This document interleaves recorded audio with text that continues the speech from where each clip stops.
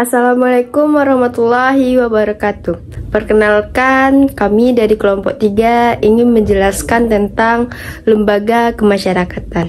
Baik, yang pertama yaitu pengertian lembaga kemasyarakatan yang akan dibacakan oleh Najwa. Kepada Najwa dipersilahkan. 1. Pengertian lembaga kemasyarakatan. Lembaga kemasyarakatan merupakan terjemahan langsung dari istilah asing social institution. Akan tetapi, hingga kini belum ada kesepakatan mengenai istilah Indonesia yang tepat dapat menggambarkan social institution tersebut. Ada yang mempergunakan istilah pranata sosial. Tetapi, institution menunjukkan pada adanya unsur-unsur yang mengatur perilaku warga masyarakat. Istilah lain yang diusulkan adalah pembangunan sosial yang mungkin merupakan terjemahan dari istilah Soziale Gebilde yang lebih jelas menggambarkan bentuk dan susunan sosial institution tersebut. Di sini digunakan istilah lembaga kemasyarakatan karena pengertian lembaga lebih menunjukkan pada suatu bentuk sekaligus juga mengandung pengertian yang abstrak perihal adanya norma-norma peraturan tertentu yang menjadi ciri lembaga tersebut. Nah, jadi lembaga kemasyarakatan diartikan sebagai suatu jaringan antar manusia dan antar kelompok manusia yang berfungsi untuk memelihara hubungan serta pola-pola sesuai kepentingan manusia dan kelompoknya. Selanjutnya, ciri-ciri lembaga kemasyarakatan. Gilin dan Gilin di dalam karyanya yang berjudul General Reatus of Social Institutions.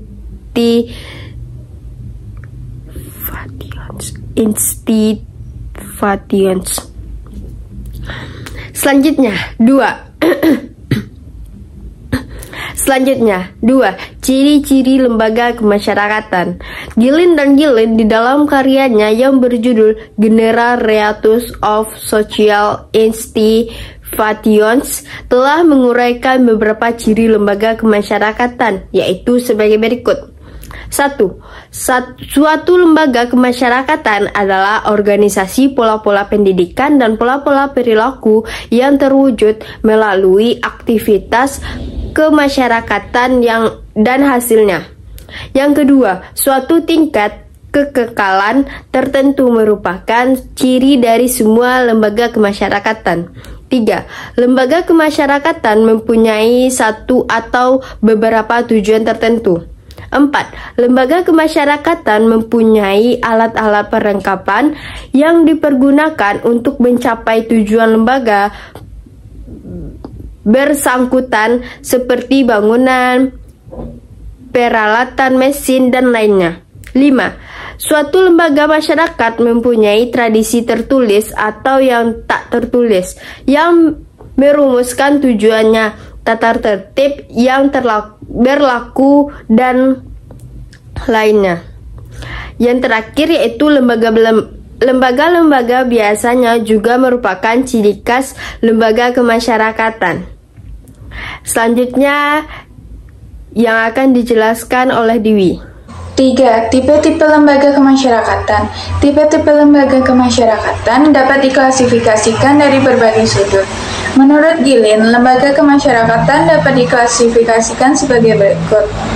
Creative institution dan innate institution merupakan klasifikasi dari sudut perkembangannya. Creative institution juga disebut lembaga-lembaga paling primer, merupakan lembaga yang secara tak disengaja tumbuh dari adat istiadat masyarakat. Lalu yang kedua, dari sudut sistem nilai-nilai yang diterima di masyarakat. Timbul klasifikasi atas basic institution dan subsidiary institution. Basic institution dianggap sebagai lembaga kemasyarakatan yang sangat penting untuk memelihara dan mempertahankan tata tertib dalam masyarakat. Contohnya adalah seperti keluarga, sekolah, negara, dan lainnya. Yang ketiga, dari sudut penerimaan masyarakat dapat dibedakan approved atau social sanctioned institution dengan unsanctioned institution. Approved atau social sanctioned institution merupakan lembaga yang diterima di masyarakat. 4. Perbedaan antara general institution dengan restricted institution timbul apabila klasifikasi tersebut didasarkan pada faktor penyebabnya. Contohnya, agama merupakan suatu general institution karena dikenal oleh hampir semua masyarakat di dunia. Sementara itu, agama Islam, Protestan, Katolik, Buddha, Hindu, dan lainnya merupakan restricted institution karena dianut oleh masyarakat tertentu di dunia. 5. Berdasarkan fungsinya, terdapat perbedaan antara operative institution dan regulative institution. Operative institution berfungsi sebagai lembaga-lembaga yang menghimpun pola-pola atau tata cara yang diperlukan untuk mencapai tujuan lembaga yang bersangkutan.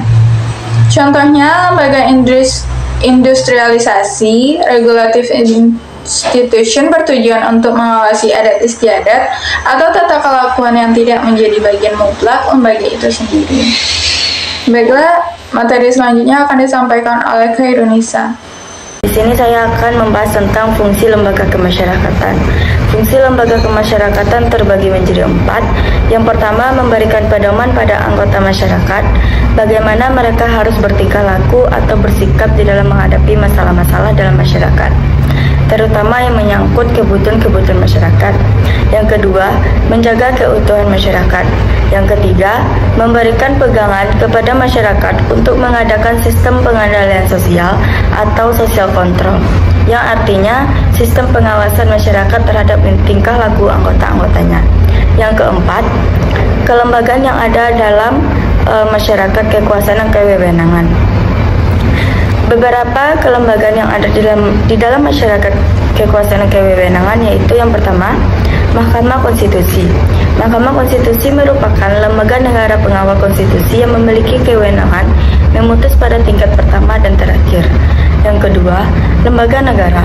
Dalam artinya yang paling luas, konsep lembaga negara mencakup setiap individu yang menjalankan fungsi menciptakan hukum dan fungsi menerapkan hukum.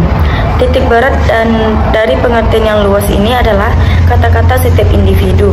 Individu tersebut bisa siapa saja, baik rakyat ataupun ketiga cabang kekuasaan masing-masing, legislatif, eksekutif, dan yudikatif, dalam konteks law creating dan law applying. Yang ketiga, Dewan Perwakilan Rakyat. Dan Perwakilan Rakyat merupakan lembaga negara yang menjalankan kekuasaan negara untuk membuat undang-undang, mengangkat dan memberhentikan presiden, serta mengawasi jalannya pemerintahan. Yang keempat, kekuasaan eksekutif. Kekuasaan eksekutif merupakan lembaga negara yang menjalankan kekuasaan negara untuk mengatur kehidupan dalam masyarakat sesuai peraturan perundang-undangan yang telah ada atau memerintah. Yang kelima, kekuasaan yudikatif merupakan lembaga negara yang menjalankan kekuasaan negara untuk mengawasi dan mengadili pelaksanaan peraturan perundang-undangan. Yang keenam, Dewan Perwakilan Daerah merupakan lembaga negara yang mewakili atau memiliki kewenangan dalam hal legislasi dan pengawasan pelaksanaan undang-undang. Semua lembaga negara tersebut memiliki peran dan kewenangan yang berbeda dalam menjalankan tugasnya masing-masing. Saya kembalikan kepada moderator. Baik, itulah materi yang bisa kami sampaikan. Kalau ada kata-kata yang salah, mohon dimaafkan. Wabillahi taufiq wal hidayah. Wassalamualaikum warahmatullahi wabarakatuh.